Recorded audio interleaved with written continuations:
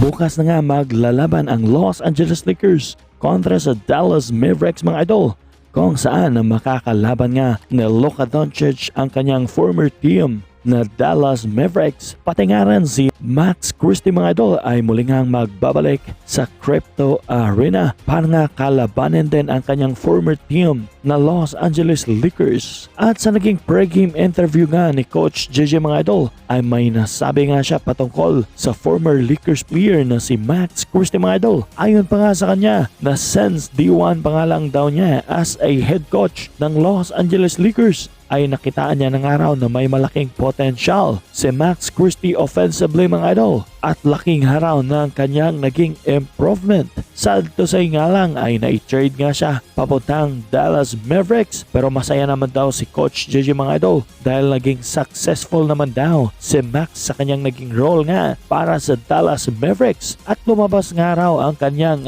potential offensively. At kung alam nyo nga mga idol na nag-average nga si Max Christie sa huling 8 laban nila para nga sa Dallas Mavericks ng may 15.3 points per game, 4.8 rebounds at may 45.7% from the field. Samantala makakalaban nga bukas na Luka Doncic ang kanyang former team na Dallas Mavericks, at pinaghandaan niya na nga ang laban para bukas mga idol. Kaya tudo ensayo na nga si Luka, pati na nga rin si Dorian Finney-Smith na pareho galing ang dalawa sa Dallas Mavericks team. At sa kanilang nga naging practice mga idol, kita nga na talagang bumabalik na nga ang kumpiyansa at komportable na nga sa Luka Doncic para sa kanyang bagong koponan na Los Angeles Lakers. At may sinabi nga si Dorian Finney-Smith mga idol para sa magiging laban nga nila bukas, kung saan for the first time since the trade nga ay makakalaban nga ni Luka ang kanyang former team. Ayon pa nga kay Dorian Finney-Smith mga idol na for sure mapupuno nga raw ng emosyon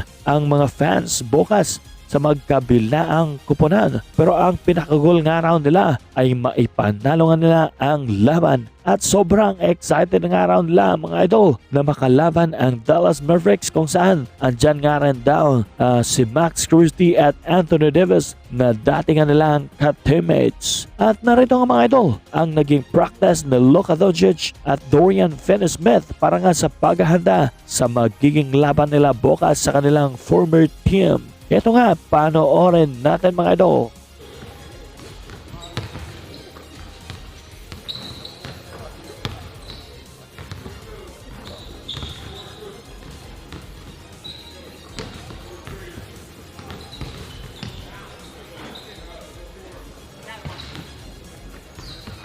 Anong masasabi niyo mga idol sa video natin ngayon at sa naging paghahanda nga ni Luka Doncic para sa laban nila bukas kontra sa kanyang former team? I-comment nyo lang sa baba mga idol ang inyong mga komento.